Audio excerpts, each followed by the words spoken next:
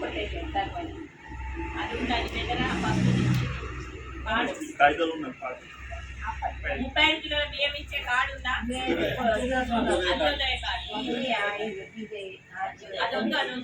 సరే, ఎవరు కొట్టేసిండ్రో వాళ్ళ గురించి ప్రభుత్వం దృష్టికి ఇంతమంది వికలాంగులు ఉండడానికి ప్రభుత్వం దృష్టికి తీసుకెళ్ళాలంటే వాళ్ళందరినీ తీసుకుని వెళ్ళి మేము హైదరాబాద్లో ఒక మీటింగ్ పెట్టుకున్నాం. అదే మనం యుద్ధం చేస్తున్నాం గవర్నమెంట్ మీద. అది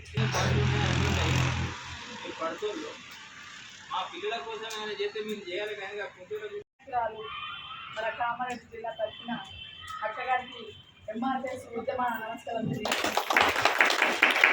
అక్క. మన కామారెడ్డి జిల్లాలో ఇందాక అన్నవాళ్ళు చెప్పినట్టు చాలా ఇబ్బందులకు గురైన వాళ్ళు చాలా ఉన్నారు, కానీ నేను చెప్తే ఇంకెందుకు రావాలన్న ఫీలింగ్లో ఉన్నారు విలేజ్ కదా. మేము నిన్న నుంచి మొన్న నుంచి కూడా చెప్తున్నాం, అన్న కూడా అనుకుంటున్నారు మాటలు. విలేజ్లలో చెప్తే ఏమవుతుందంటే ఇందాక అన్న చెప్పిన నిమిషమే బయటకు వస్తుంది, ఎక్కడ పోయినా అదే వస్తుంది అన్నట్టు. అయితే ఇప్పుడు ఇక్కడ మన వాళ్ళు వచ్చారు కొంచెం యాక్టింగ్, వాళ్ళకు కూడా కొంచెం బాధ్యత పెట్టి వాళ్ళకు కొంచెం పనిలో పెడితే వీళ్ళకి ఏం కావాలన్నా ఎంఆర్ఎస్ ఎప్పటికీ అండగా ఉంటామంటే చేస్తున్నారంటే నాకు నచ్చింది. 1000 రూపాయల నుంచి 500కి తీసుకొచ్చాం, 500 నుంచి 1500కి తీసుకొచ్చాం, 1500 నుంచి 3000కి తీసుకొచ్చాం, 3000 నుంచి 4000కి తీసుకొచ్చాం. ఇప్పుడు 4000 నుంచి 6000కి తీసుకెళ్తున్నాము అంటే అది కృష్ణమాదిగా ఉద్యమం. 36 డిమాండ్లు పెట్టాము. 36 డిమాండ్లలో అన్ని డిమాండ్లు కూడా సాధించుకుంటూనే వచ్చాము. ఈరోజు మనం అందరం కూడా ఐకమత్యంగా లేము కాబట్టి ఈరోజు మనం పెన్షన్ సాధించలేకపోయాం. అదే పక్క రాష్ట్రంలో ఎక్కగానే పెన్షన్ 7 నెలల పెన్షన్ కట్టి పక్క రాష్ట్రంలో ఇచ్చింది. మరి అదే పెన్షన్ ఈ 12 నెలలైనా కానీ మనకి పెన్షన్ ఇవ్వలేకపోయిండు అంటే మనం అందరం ఐకమత్యంగా లేదు కాబట్టే లేదు. ఎవరో ఏమో అన్నారు, ఎవరో ఏమో చేసిండ్రు అనుకుంటా మీరందరూ ఎనకపోతే ఈరోజు కామారెడ్డి జిల్లా వెనుకబడిపోయింది, అవునా? అదే నిజామాబాద్ జిల్లా ముందడుగులో ఉంది. అంటే ఇక్కడ నాయకత్వం లోపం ఉంది కాబట్టి మీరందరూ వెనుకబడిపోయారు, అవునా? కాబట్టి మొన్న 26వ తారీఖున చలో హైదరాబాద్ పిలుపునిచ్చాం. అక్కడ ఏం జరిగింది? పిలుపునియగానే అక్కడ వీరయ్య కమిషనర్ గారు ఒక మీటింగ్ పెట్టారు. ఎందుకు పెట్టిండు? అదే రోజు పెట్టిండు, మన మీటింగ్ ఫెయిల్ కానికి పెట్టిండు. అయినా మన మీటింగ్ ఫెయిల్ కాలేదు. అతను మేకలని కోసి 500 అందరి దగ్గర వసూలు చేసి అతను పిలుచుకొని భోజనాలు పెట్టి ఒక మీటింగ్ పెట్టిండు. సత్యంగా మనం అభిమానంతోనే, కృష్ణన్న అభిమానంతోనే మనం రూపాయి ఖర్చు పెట్టుకొని మనం ఆ మీటింగ్కి పోయినాము అంటే మనం గొప్పలమా వాళ్ళు గొప్పలా? ఎందుకు అంటే మరి అదే వీరయ్య గారు, మరి అదే సీఎం దగ్గరనే ఉండేటోడు, మరి ఆ పెన్షన్ పెంచమని ఎందుకు చెప్పలేడు? అవునా? ఈరోజు మరి ఆయన కూడా ఒక వికలాంగుడే కదా, చైర్మన్ ఒక వికలాంగుడే కదా. మరి ఈరోజు మా వికలాంగులు రోడ్ ఎక్కుతున్నారు, మరి మీరెందుకు పెన్షన్ పెంచుతలేరని మరి ఎందుకు మాట్లాడలేడు? అదే మరి అందరి విధానంగా మీరు డబల్ బెడ్రూమ్ ఇస్తానని చెప్పి ఇంద్రమ్మ గృహాలు ఇస్తామని చెప్పి మాట్లాడిండ్రు. మరి మా వికలాంగులకి ఇంద్రమ్మ గృహాలు ఎందుకు ఇవ్వలేకపోతున్నారు? ఆయన వాయిస్ ఇవ్వాలి కదా, మరి ఎందుకు ఇస్తలేడు ఆ వాయిస్? అదే మరి జీవో 5% రిజర్వేషన్ అని అనుకున్నాము. 5% రిజర్వేషన్లో మరి ఎక్కడ ఇచ్చిండ్రా? మరి అసెంబ్లీలో వికలాంగుల గురించి ఏ నాయకుడు అన్నా కాంగ్రెస్ నాయకుడు మాట్లాడిందా? మాట్లాడలేదు. అదే కృష్ణమాదిగా 2007 నుంచి కొట్లాడుకుంటూ వస్తేనే కదా ఈ రోజు మనకి 6000 రూపాయల పెన్షన్ వచ్చింది. అదే పక్క రాష్ట్రంలో వచ్చింది. మన కోసం కూడా మనం కొట్లాడుతున్నాం. మరి ఏ రాష్ట్రంలో లేకుండా మనం ఈ రాష్ట్రంలో సాధించుకున్నామా అంటే మనం విజయం పొందినామా? పక్క రాష్ట్రంలో వేరే రాష్ట్రాలలో విజయం పొందలేకపోయింది. అంటే మన రాష్ట్రంలో మన నాయకుడు బలంగా ఉన్నాడు కాబట్టి ఈ రోజు మనం అందరం కూడా దేనికైనా సిద్ధంగా ఉన్నాం. అప్పుడు మనకి మైకు పెట్టి మాట్లాడే పరిస్థితి లేకుండే, అవునా? ఈ రోజు ప్రతి ఒక్కడు మైకు పెట్టి మాట్లాడుతున్నాడు అంటే అది మన కృష్ణమాదిగా తెచ్చిన ఉద్యమం ద్వారానే అందరం కూడా ఉద్యమకారులమైనా. నోటికి నిలదీసి మాట్లాడే దమ్ము కూడా వచ్చింది. అప్పుడు 4 గోడల మధ్యలో ఉంటుండే మనము. 4 గోడల మధ్యలో ఉంటే ఒక వికలాంగుడు ఉన్నాడు అని చెప్పలేని పరిస్థితి తల్లిదండ్రులది ఉండే. వికలాంగుడు ఉన్నాడు అంటే పిల్లలు ఇస్తారో ఇయ్యరో అన్న పరిస్థితి కూడా ఉండే. అవునా? ఈ రోజు గర్వంగా చెప్తుండ్రు మా ఇంట్లో ఒక వికలాంగుడు ఉన్నాడు, వికలాంగురాలు ఉన్నది అని. అప్పుడు చెప్పిండ్రా? చెప్పలేదు. కాబట్టి నేను మీ అందరికీ నేను షార్ట్ కట్లోనే మాట్లాడతా, ఎక్కువసేపు మాట్లాడా. ఎందుకు అంటే మీ అందరికీ చెప్పడం ఏంటంటే మోసము జరుగుతుంది. వికలాంగులు ఎవరైతే మోసం చేస్తున్నారో వాళ్ళని మీరు గల్లాబట్టి నిలదీయండి. అదే మంచోడి దగ్గర పోయి చేయించండి. సార్ మేము మీటింగ్ పెడుతున్నాము, మాకు 2 పైసలా 2 పైసలా లేకపోతే అన్నం పెడతారా అని అడగండి. కానీ వికలాంగుడికి నేను ట్రైసైకిల్ ఇస్తా, మెడికల్ సర్టిఫికేట్లు ఇప్పిస్తా, ఇళ్ళ స్థలాలు ఇప్పిస్తా, జాబులు ఇప్పిస్తా అనుకుంటా మోసం చేసే వాళ్ళని అరికట్టండి. నిజంగా మీ దగ్గర చిత్తశుద్ధి ఉంటే అట్లాంటి చెంచాగిరి వాళ్ళకి మీరు చెంచా కొట్టకండి. దయచేసి మీకు చెప్పడం, ఎందుకంటే ఇక్కడ జరుగుతుంది ఆ మోసాలే. ఆ మోసాల వల్లనే ఈరోజు కామారెడ్డి జిల్లా ఎంత పెద్ద జిల్లా, ఇది వెనుకబడ్డది. అంటే అందరూ నాలాంటి అక్క చెల్లెలు అందరూ మోసపోయి ఈరోజు ఇళ్ళకి వెళ్ళి బయట వెళ్ళలేని పరిస్థితి తీసుకొచ్చారు. అట్లాంటి వాళ్ళకి దమ్ము ధైర్యము ఉన్నవాడు ఎవరైనా కానీ ముందుకు వచ్చి చెప్పి నిజంగా మేము ఈ సంఘంలో పనిచేస్తాము అని ఎవరైతే అనుకుంటున్నారో వాళ్ళందరూ కూడా చేతులు ఎత్తండి. నిజంగా సత్యంగా చేసేటోళ్ళు. నేను మీకు సగం రాత్రి మీరు ఫోన్ కొట్టినా మీకు సగం రాత్రి నేను మాట్లాడి మీకు ధైర్యం ఇచ్చే దమ్ము నా దగ్గర ఉంది. ఏ రాత్రి అయినా కానీ నేను వికలాంగుడికి అన్యాయం జరుగుతుందంటే అక్కడ నిలబడే దమ్ము నాకు ఉంది. ఎందుకు అంటే ఈ రోజు నేను ఈ స్థాయికి ఎదిగినా అంటే నాకు అండగా కృష్ణన్న ఉన్నాడు కాబట్టి నేను ఈ స్థాయికి ఈరోజు నేను జిల్లా నుంచి రాష్ట్రంకి వెళ్ళినా, రాష్ట్రం నుంచి ఈరోజు జాతీయ స్థాయికి వచ్చినా అంటే 5 రాష్ట్రాలు చూసుకుంటున్నా అంటే నేను అది కృష్ణమ్మ నన్ను ప్రపంచానికే చూపించింది. నేనేంటిదో ప్రపంచానికి చూపించిండు. అంటే ఈ రోజు మీకు ఏ ఇళ్ళ స్థలాలు కానీ ఈ కామారెడ్డి జిల్లాలో మెడికల్ సర్టిఫికెట్లు కానీ మీకు ట్రైసైకిళ్ళు కానీ బైకులు కానీ ఎలాంటివి కూడా మీకు లేదు అని చెప్పడం జరుగుతుంది. కాబట్టి దీని మీద కూడా నేను 1 నెల చూస్తాను, కామారెడ్డి మీద 1 నెల చూస్తాను. ఎందుకు అంటే మనకి 26వ తారీఖు ఒక చలో హైదరాబాద్ ఇచ్చింది. చలో హైదరాబాద్ తర్వాత నిన్నటికి నిన్న 27వ తారీఖున మేము వికలాంగుల కార్యాలయం ముట్టడించాం. అప్పుడు 100 మంది మేముంటే 600 పోలీసులు. అంటే వికలాంగులు అంటే భయం ఉందా లేదా? 600 పోలీసులు ఎవరికి కూడా ఎవరికి కూడా వినలేదు. వినకుండా క్షమాపణ చెప్పాలి అంటే వెంటనే మీటింగ్ పెట్టి వీరయ్య నేను మాట్లాడిన మాటలు వెనుక తీసుకుంటున్నారు, క్షమాపణ చెప్పారు అంటే వికలాంగుల హక్కుల పోరాట సమితి ఎంత బలంగా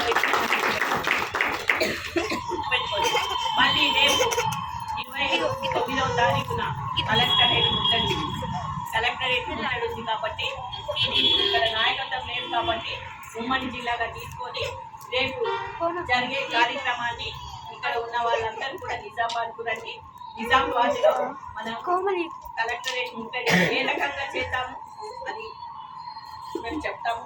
మీ స్థాయిలో ఉంది. ఎందుకు అంటే తమ్ముళ్ళు మీరందరూ కూడా చాలా వెనుకబడిపోయారు. నేను చెప్తున్నాను, ఎవరికి లొంగే పరిస్థితి కాదు. మనం అందరము అన్ని రకాల రాళ్ళు కొట్టే పరిస్థితి మన దగ్గర లేదు. చేతులెత్తి పోలీసుల గల్లబడదామంటే అట్లా కూడా లేదు.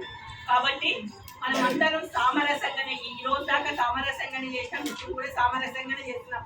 4-5 వేల మందితో కలెక్టరేట్ ముట్టడి పెట్టబోతున్నాము 29వ తారీఖు. మీరందరూ దీనికి సిద్ధంగా ఉండి మీరందరూ వస్తారు అని నేను అనుకుంటున్నాను. దానికంటే ముందే పెన్షన్ ఇస్తాను అని ఒప్పుకుంటే సరే, లేదు అంటే ఖచ్చితంగా ముట్టడి. మళ్ళీ 3వ రోజు కూడా రేపటిదాకా చెప్తాను. మేము అక్కడ వికలాంగుల దినోత్సవం రోజు అందరం కలిసి నిరసన తెలపాలి, బ్లాక్ డే. ఎందుకు అంటే మనం సాధించుకోలేదు కాబట్టి వాళ్ళు ఏం చేస్తారు? మనకు డబల్ బెడ్రూమ్లు ఇవ్వలేదు, గవర్నమెంట్ జాబులు ఇవ్వలేదు, బ్లాక్ పోస్టులు ఎక్కడిచ్చింది? ఎన్ని సంవత్సరాలు అయింది చదువుకున్న వాళ్ళంటే రోడ్ల మీద తిరుగుతున్నారు. ఇప్పుడు దాకా బ్లాక్ పోస్టులు కూడా లేవు, ఇళ్ళ స్థలాలు లేవు, ఇల్లు లేవు, ఇచ్చిన హామీ నిలబెట్టుకోలేదు. అట్లాంటి సీఎంని ఉంచుదామా ఊడగొడదామా అది మన చేతుల్లోనే ఉంది. కాబట్టి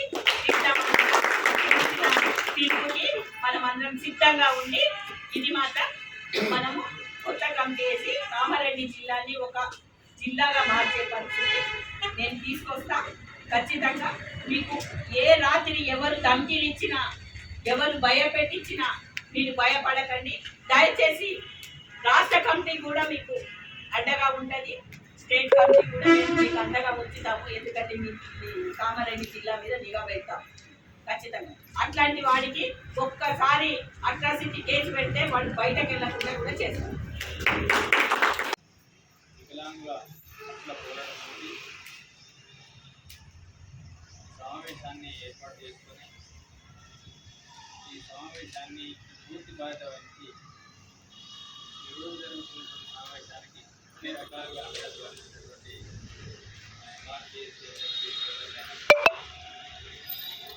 ప్రతి ఒక్కరికి ఈ వేదిక వెళ్ళిన పేరు పేరున అలాగే ఎంఆర్పిఎస్ తెలిపినందుకని వికలాంగుల హక్కుల పోరాట సమితిని ఈ కామారెడ్డి జిల్లాలో బలోపేతం చేసుకొని రేపు భవిష్యత్తులో జరగబోయేటువంటి ఉన్నటువంటి ఇబ్బందులు చెప్పి ఈ పిలుపునందుకుని ఈ సమావేశంలో ప్రతి ఒక్కరికి పేరు పేరున ఎంఆర్పిఎస్ ఎంఎస్ పక్షాన సామాజిక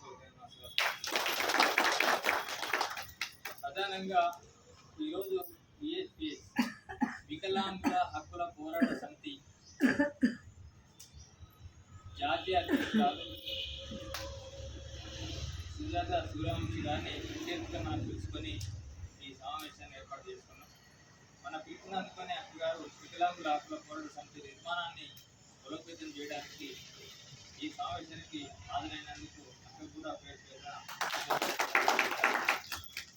ప్రధానమైనటువంటి అంశానికి వచ్చినప్పుడు ఇప్పటిదాకా మనం పరిచయ కార్యక్రమాన్ని నడిపించుకోవడం జరిగింది. ఈ పరిచయ కార్యక్రమంలోనే మనలో ఉన్నటువంటి ఆవేదన, బాధ, ఇబ్బందులు అన్ని కూడా వెలిపించుకోవడం జరిగింది. అంటే ఉద్యమము 17 సంవత్సరాల సుదీర్ఘ ఉద్యమం వికలాంగుల హక్కుల పోరాట సమితి. ఆ వికలాంగుల హక్కుల పోరాట సమితిని 17 సంవత్సరాల కింద మందకృష్ణ గారు సమాజంలో చాలా వెనుకబడ్డ వర్గాలు ఉన్నాయి. ఆ వెనుకబడ్డ వర్గాల్లోనే వెనుకబడ్డటువంటి వర్గం అనేది ఈ వికలాంగుల వర్గం అనేటువంటి 17 సంవత్సరాల క్రితమే మందకృష్ణ గారు గుర్తించారు. ఒక సామాజిక ఉద్యమం, ఒక సొంత కులానికి సంబంధించిన సామాజిక ఉద్యమం నడుపుతున్నప్పుడు ఈ సమాజంలో ఏదైతే అంటరాని కులానికి సంబంధించినటువంటి ఉద్యమాన్ని తీసుకోవడం జరిగింది.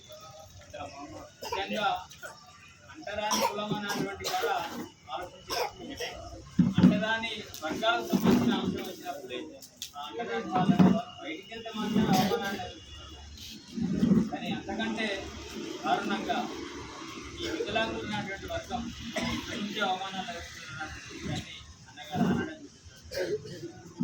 ఈ మాట ఎందుకంటున్నామంటే వాస్తవంగా వెనుకబడ్డ కులాలు, ఎస్సీ కులాలు అవమానపడ్డాయి ఎప్పుడంటే మిగతా కులాల దగ్గరికి పోయినప్పుడు చిన్న కులం కూడా చెప్పి అవమానం కానీ వికలాంగులు అనబడే వాళ్ళు కన్న తల్లిదండ్రుల నుంచి కూడా అవమానాన్ని ఎదుర్కొన్నారు. వాస్తవంగా కృష్ణమాదే గారు ఎప్పుడైతే వికలాంగులకు సంబంధించినటువంటి సమస్యలు మనం టేకప్ చేయాలి, వాళ్ళకు సంబంధించిన అంశాలు మనం పట్టించుకోవాలి, ప్రభుత్వం దృష్టికి తీసుకెళ్ళి వాళ్ళకి రావాల్సినటువంటి హక్కుల మీద మాట్లాడదామని చెప్పి ఎంఆర్పిఎస్ శ్రేణులతో సమావేశం జరిగిన తర్వాత మేము అప్పుడు కార్యకర్తలుగా 17 కృష్ణమాది గారు మాకు ఇచ్చినటువంటి కార్యాచరణ ఏంటంటే మీ గ్రామంలో, మీ మండలంలో, మీ జిల్లాలో ఎవరెవరైతే వికలాంగులు ఉంటారో వాళ్ళందరినీ మనం పరిశీలిస్తాం. ప్రభుత్వం దృష్టికి తీసుకెళ్ళాం.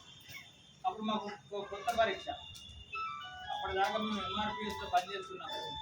మా కులానికి సంబంధించిన కంపెనీ మాత్రమే మేము ఎంపీ. ఆ గృహానికి సంబంధించిన కంపెనీ అంటే వాస్తవంగా మాదిగా కూడా ఎక్కడ ఉంటాయి గ్రామాలలో అంటే ఏదో ఒక కడప ఆ గూడెం దగ్గర తీసుకుంటే మాకు అంటారు. కానీ ఊళ్ళో వికలాంగుల నిర్మాణం జరగాలంటే వికలాంగులు ఇప్పుడంటే వికలాంగులు రాండి అంటే మీకు కమ్యూనికేషన్ వాతావరణం చూస్తే కొంచెం సమాచారం ఇంకోటి చెప్తే ఇంకో సమాచారం సాయం చేస్తే ఒక సాయం కమ్యూనికేషన్ వికలాంగులు అంటే మనకు ఒక సమూహం ఏర్పడ్డది. ఉద్యమం నడిచిన 15 సంవత్సరాల తర్వాత మనకు ఒక సమూహం ఏర్పడ్డది. కానీ ఈ ఈ సంఘం అనేది పుట్టక ముందు సమూహం లేదు. వెతకాలంటే ఆ గ్రామంలో ఎవరింట్లో వికలాంగులు ఉన్నా కూడా ఊళ్ళందరికీ సమాచారం ఉండకపోయాయి. దాదాపుగా వికలాంగుల పిల్లలు ఉన్నప్పుడు తల్లిదండ్రులు కూడా బయటికి వెళ్తే గుంటూరు అంటారు అని చెప్పి అవమాన భావంతో వాళ్ళ పిల్లల్ని బయటికి వెళ్ళకుండానే వాళ్ళు సాధించడం జరిగింది. అలాంటి పరిస్థితుల్లో మొత్తం సమాజం అంతా మనం ఊరిపోయి వికలాంగులు ఎంతమంది అంటే ఆ ఊరిన సర్పంచ్ కూడా ఆ వికలాంగులు ఎంతమంది చూడతారు. వాళ్ళందరినీ మనం సమీకరించాలి. అప్పుడు కృష్ణమాది గారు మాకు ఇచ్చిన బాధపడాలి. మేము గ్రామాలకు వెళ్ళినప్పుడు అన్నగారు కృష్ణమాది గారు మనందరినీ సమీకరించి సమస్యలు పరిష్కరించాలని అనుకున్నాం. ఫస్ట్ ఎంతమంది ఉన్నారో తేలా వీళ్ళందరినీ మనం ఆర్గనైజ్ చేయాలి. ఆర్గనైజ్ చేసిన ఒక మీకు తీసుకెళ్ళాలంటే ఆ మొదటి కార్యక్రమంలో భాగంగా ఊళ్ళకి వెళ్ళినాం. మేము గ్రామాలకు వెళ్ళి మా సర్పంచులను కలిసి వికలాంగులు ఉన్నారా అని ఎన్నో గ్రామ పంచాయతీ ఎంతమంది వికలాంగులు ఉన్నారో ఉన్న వాళ్ళకి ఇచ్చిన వాళ్ళని అయితే తప్పని మాట్లాడతారు. వాళ్ళకు కూడా ఈ పోయిపోయి ఎంఆర్పిఎస్ వచ్చి వికలాంగుల్ని ఎందుకు రమ్మంటారు అసలు సమాచారం లేదు కదా. ఇప్పుడైతే ఎంఆర్పిఎస్ వికలాంగుల్ని ఎందుకు రమ్మంటారంటే ఈ వికలాంగులకు ఎంఆర్పిఎస్ వల్ల అనుబంధం ఉంది. అంటే వాళ్ళు వీళ్ళ కోసం పనిచేస్తారు అనేటువంటి ఒక గుర్తింపు ఉన్నది కాబట్టి ఇప్పుడు అర్థమైపోతుంది. ఆనాడు మీరెందుకు పిలుస్తాను అన్నటువంటి విషయం మనం ఎవరికైతే అడుగుతాం దేనికోసం పిలుస్తానని అడిగేది. మేము అప్పుడు ఏం చెప్పేది వాళ్ళ పెన్షన్ పెంచడం కోసం ఫస్ట్ డిమాండ్ ఏంటి 1500 పెన్షన్ కోసం అన్నగారు చెప్పిన డిమాండ్. ఆ 1500 పెన్షన్ పెంచడం కోసం వాళ్ళ మీద ఒక కార్యాచరణ కృష్ణమాదేవి గారు తీసుకుంటాడు అన్న. ఆ కార్యాచరణలో వీళ్ళందరికీ మేము చెప్పాలి కాబట్టి వాళ్ళందరూ రావాలని చెప్తే వాళ్ళకి కొంతమంది అర్థమై కొంతమంది అర్థం కాక వికలాంగుల వాళ్ళ ఇళ్ళకి ఏం చెప్పేది మీకు 1500 పెంచినట్లయితే ఎవరు వచ్చేస్తామని. వాళ్ళు ఏం చేసేది వికలాంగులు అంటే ఏంటి కాళ్ళు లేని వాళ్ళు కాళ్ళు లేని వాళ్ళు చేతులు లేని వాళ్ళు చెవులు లేని వాళ్ళు ఇవన్నీ రకాలు ఏదో అవయవాళ్ళు లేని వాళ్ళు లేని వాళ్ళే కదా రమ్మంటే ఉరికలు కాదు కదా. పెన్షన్ పెరుగుతుందని అన్నప్పుడు వాళ్ళ తల్లిదండ్రులు కూడా ఏమాలోచించేది అంటే పెన్షన్ ఇస్తాను కాబట్టి ఏమో పిల్లలను పెట్టి ఇస్తే నచ్చక అని చెప్పి పిల్లలు ఇంట్లో పెట్టి తల్లు వచ్చాయి. వచ్చిన తర్వాత ఏమైందమ్మా మీరు వికలాంగం